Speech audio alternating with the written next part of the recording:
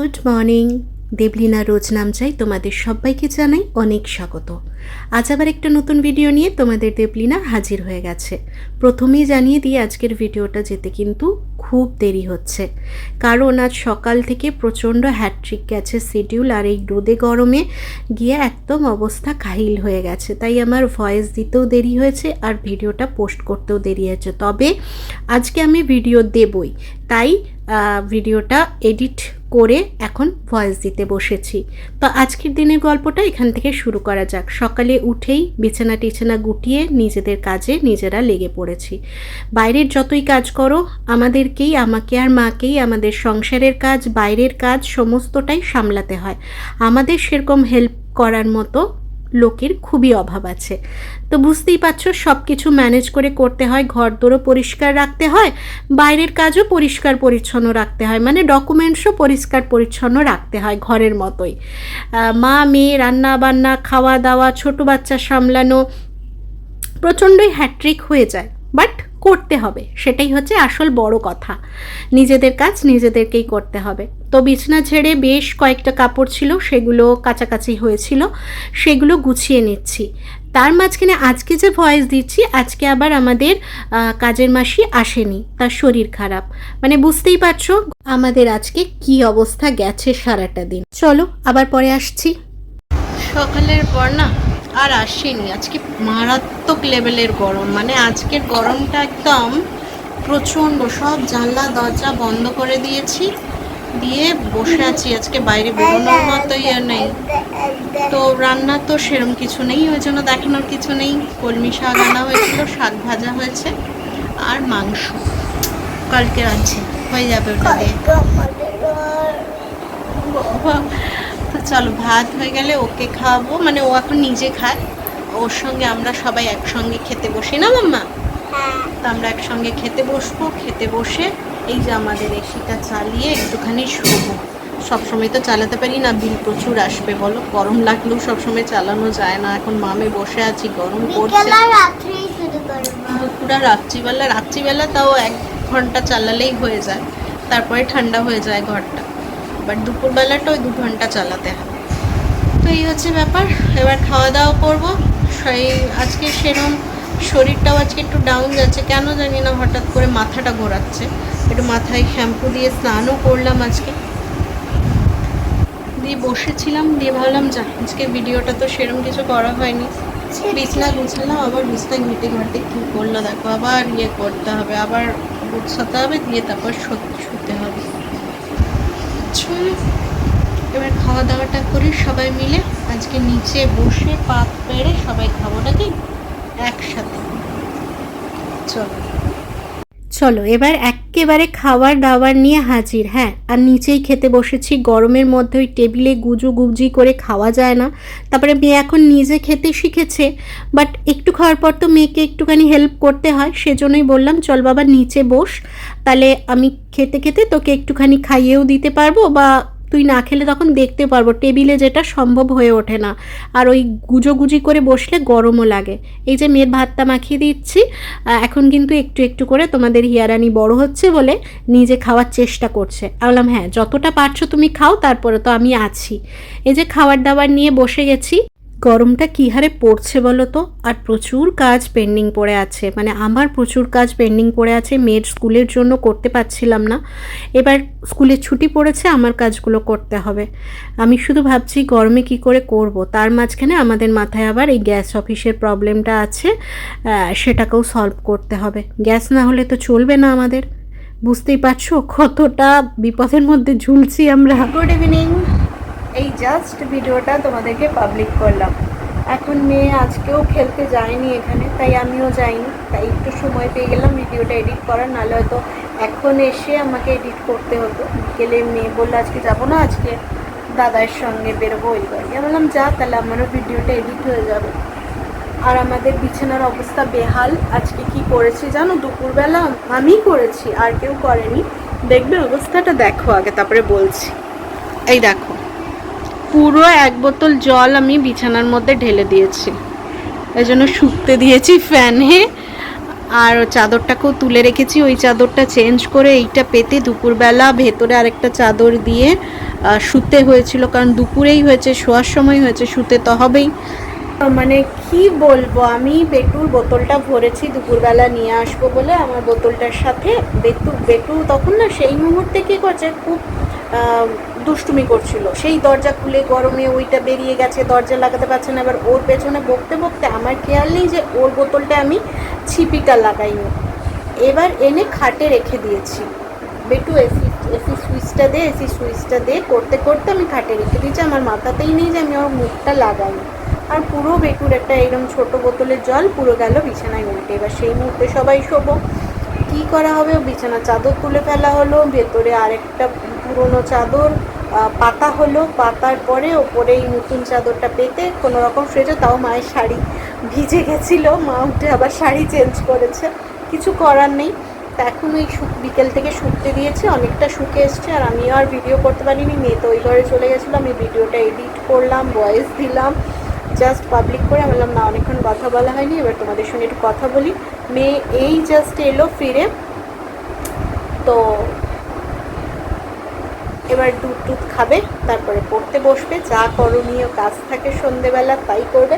আমি বিছানাগুলোকে একটুখানি ঠিক করব, বালিশ টালিশগুলো একটু সরিয়ে দিকটাই গুছিয়ে রাখবো, এতক্ষণ তো ভিডিওর পেছনেই পড়েছিলাম, তো সেই জন্য হয়নি।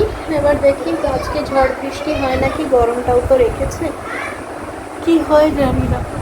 তো চলো আবার পরে একটু আসছি, এগুলোকে একটুখানি ঠিকঠাক করে নিই। আমি চা খেলাম, চা মানে এডিট করতে করতেই চাটা খেয়ে নিয়েছিলাম, এখন দেখি ওকে দুধ দিই। এখন তো ফ্যান ছাড়া বসার কথা ভাবলেই মনে হচ্ছে ভীষণ বড় একটা শাস্তি দিয়ে দেওয়া হবে, ফ্যান বন্ধ করে যদি কাউকে বসানো হয়। তোমাদের সঙ্গে একটু আগে যখন কথা বললাম ফ্যান চলছিল, তার জন্য হয়তো আওয়াজও এসছে, কিন্তু কিছু করার নেই গো, ফ্যান ছাড়া থাকা অসম্ভব। এই যে ভয়েস দিতে বসেছি, এখন কিন্তু আমাকে এসিটা, প্রথমে আমি এসি চালাইনি, মানে ঘেমে আমার পুরো নাইটি ভিজে গেল, তখন বললো না এসিটা আছে যখন একটু চালিয়ে বসে শান্তি মনে ভয়েসটা তোমাদেরকে দিই, মানে অশান্তি নিয়ে না এইসব কাজকর্ম হয় না, ভিডিও ভয়েস এইসব কাজকর্ম হয় না।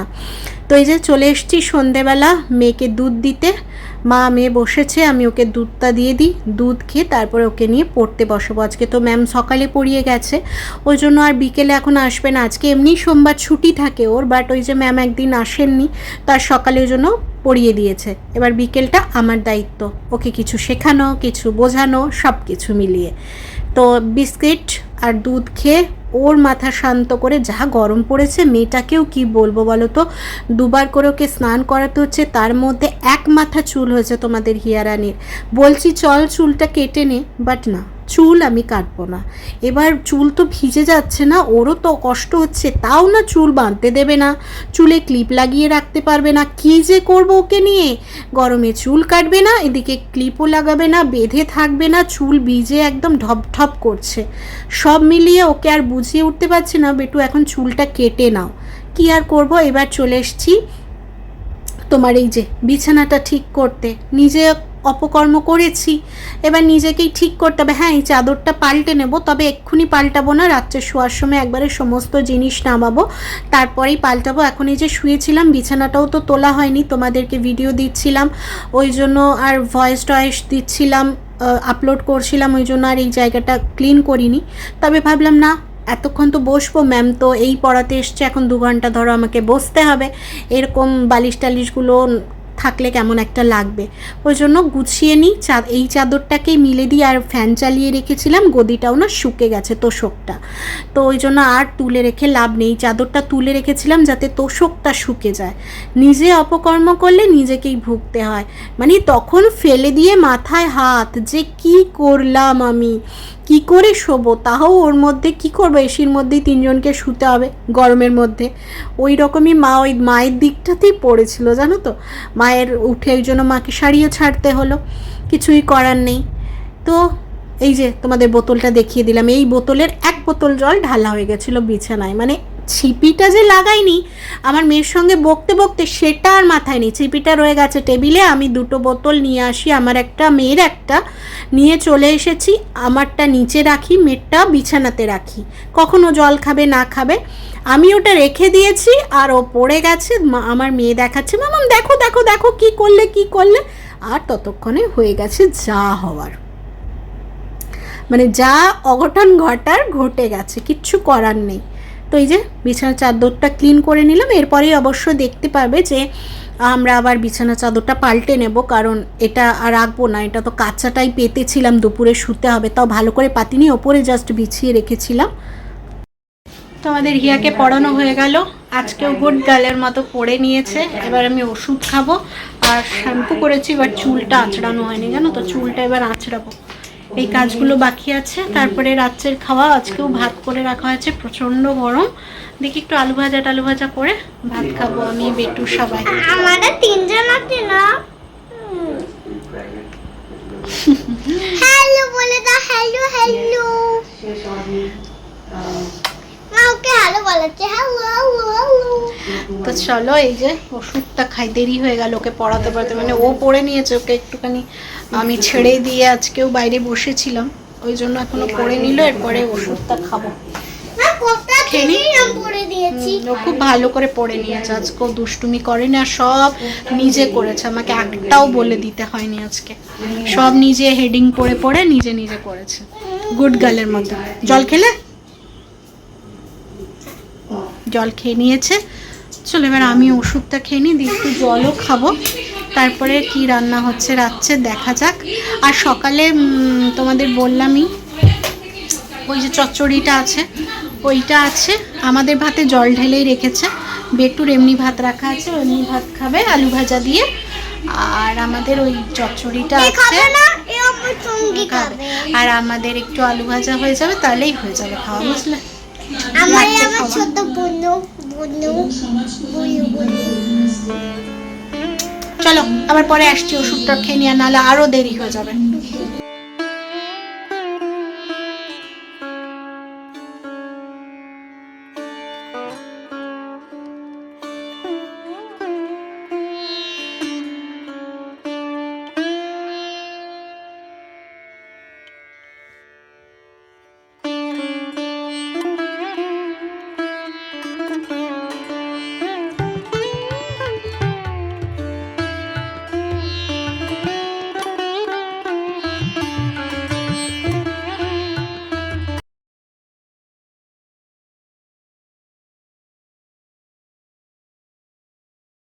সাজগোজ করে ওষুধপত্র খেয়ে রান্নাঘরে চলে এসেছি, রাত্রে তো রান্না করতে হবে, কিছু তো খেতে হবে।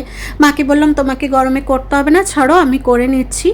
ওই এখন করব একটুখানি কয়েকটা 4-5টা মতো পাঁপড় ভেজে তুলে রাখবো মেয়ের জন্য, আর আলু ভাজা করব। আমার মেয়ে তো আলু ভাজা খেতে ভালোই বাসে, আলু ভাজা দিয়ে শুকনো শুকনো করে ভাত মেখে।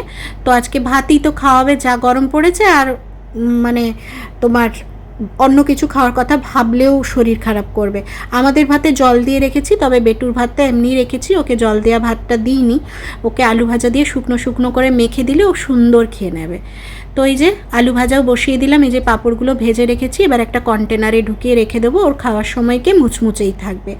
আর এই মানে এই পাঁপড়গুলো না সাবুর পাঁপড়, আমার মেয়ে খেতে দেখছি বেশ ভালোবাসছে, বেশ মুচমুচেও হয়, আর একটু জিরে দেওয়া থাকে, তবে দেখছি পাঁপড়ের জিরেটা আমার মেয়ের কিন্তু ঠিক খেয়ে নেয়।